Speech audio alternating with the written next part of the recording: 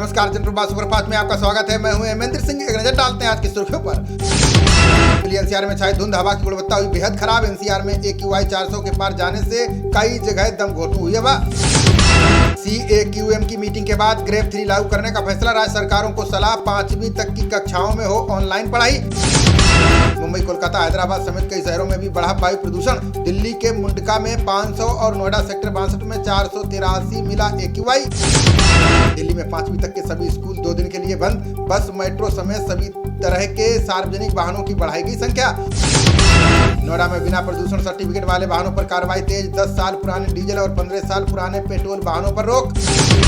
दिल्ली प्रगति मैदान में world food festival का PM Modi ने किया उद्घाटन। बोले, दुनिया देखेगी भारत के खाद्यान्नों की झलक।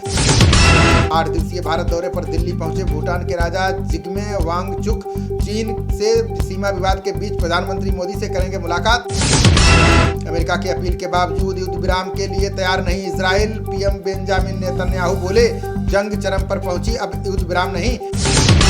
हिमाचल की पार्वती जल विद्युत परियोजना में इंजीनियरों को बड़ी सफलता। 6 मीटर चौड़ी और 32 किलोमीटर हेड रेस टनल के मिले दोनों छोर।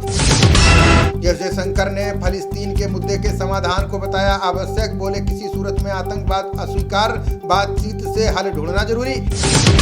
सीमा से लगते इलाकों में पाकिस्तान की नापाक साजिशें तेज। 15 दिनों में भारत ने मार गिराए हथियार और ड्रग्स ला रहे 57 ड्रोन। चीन को लेकर अमेरिकी वित्त मंत्री जेनेट येलेन ने दिया बड़ा बयान। बोले, चीन पर निर्भरता कम कर भारत से आयात बढ़ाने पर देना होगा जोर। जल जीवन मिशन मामले में ईडी की राजस्थान में छापेमारी। 25 जगहों पर तलाशी। सुबोध अग्रवाल के घर भी पहुंची टीम। बेंगलुरु में इंडिया मैन्युफैक्चरिंग शो में पहुंचे रक्षा मंत्री राजनाथ सिंह। बोले, 75% बजट आरक्षित, भारतीय कंपनियों से खरीद पर रहेगा जोर। सीएम शिंदे की अपील के बाद मनोज जरांगे ने खत्म किया अनशन। मराठा आरक्षण लागू करने के लिए सरकार को 2 महीने का दिया समय। आचार समिति के समक्ष पेश होने के बाद महुआ मोइत्रा का इंटरव्यू। बोले, सिर्फ स्क्रिप्ट पढ़ रहे थे, अध्यक्ष पूछे गए निजी जीवन के सवाल। एथिक्स कमेटी में मौजूद बीजेपी की महिला सांसदों पर महुआ का तंज। बोली, मेरे चीरहरण पर खामोश रहने के लिए आपको धन्यवाद। हरियाणा पहुंचे गृह मंत्री अमित शाह ने प्रदेश को दी 6 सौगात। 3000 रुपए पेंशन, अंत्योदय परिवारों को मुफ्त बस सफर का तोहफा। कर्नाटक में मच्छरों में जीका वायरस मिलने के बाद स्वास्थ्य विभाग अलर्ट। मंत्री दिनेश राव बोले, घबराने की जरूरत नहीं, सरकार की पूरी नजर। राज्य कर्मचारियों को योगी सरकार ने दिया दिवाली का तोहफा। 14 लाख कर्मचारियों को बोनस और 4% बढ़ाया महंगाई भत्ता। भाजपा ने राजस्थान चुनाव के लिए जारी की 58 उम्मीदवारों की सूची। एक दिन पहले आए 3 नेताओं को भी टिकट, कई विधायकों को मौका। पाकिस्तान से निकालने के लिए अफगान शरणार्थियों पर हो रहे जुल्म, अत्याचारों के खिलाफ चुप्पी साधे हैं इस्लाम के हिमायती मुस्लिम देश। नोएडा सेक्टर 49 पुलिस की रेड में 5 कोबरा सांप समेत जहर बरामद। बिग बॉस विजेता एलविस यादव का भी नाम आया सामने, केस दर्ज। स्वास्थ्य समेत बुनियादी सुविधाओं की कमी से जूझ रहा कनाडा। ट्रूडो सरकार ने आप्रवासन लक्ष्य को सीमित करने का लिया फैसला। जाति जनगणना की काट के लिए ओबीसी नेताओं को मैदान में उतारेगी भाजपा। गृह मंत्री अमित शाह और नड्डा की अगुवाई में हुई बैठक में बनी रणनीति। बिहार में सियासी उथल-पुथल तेज, महागठबंधन में दरार के संकेत। सीएम नीतीश ने कांग्रेस पर लगाया अलायंस को समय न देने का आरोप। लोकसभा चुनाव के पहले कांग्रेस ने सपा के पाले में लगाई सेंध। दिग्गज कुर्मी नेता रवि प्रकाश वर्मा थामेंगे कांग्रेस का दामन। 10 से 5000 पर सिमटी नमो भारत ट्रेन में यात्रियों की संख्या। रैपिड मेट्रो के प्रीमियम कोच का बुरा हाल, खाली जा रही सीटें। रेबीज खत्म करने के लिए 17% कुत्तों का टीकाकरण जरूरी। WHO ने सभी देशों को दी रेबीज नियंत्रण तेज करने की सलाह। मणिपुर के मोरहे में सुरक्षा बलों का उग्रवादियों के खिलाफ अभियान। असम राइफल्स के 200 जवानों को किया गया तैनात। 391 अंक चढ़कर 64,472 के स्तर पर खुला सेंसेक्स। लगातार दूसरे दिन मजबूती के साथ 19,250 के पार खुला निफ्टी। एनसीपी सांसद मोहम्मद फैजल की अयोग्यता का फैसला रद्द। सुप्रीम कोर्ट से सजा निलंबित होने के बाद सांसदी बहाल। रामलीला मैदान में आयोजित हो रही तीसरी रैली में हुंकार भरेंगे कर्मचारी। OPS 18% DA और 8वें वेतन आयोग को लेकर करेंगे प्रदर्शन।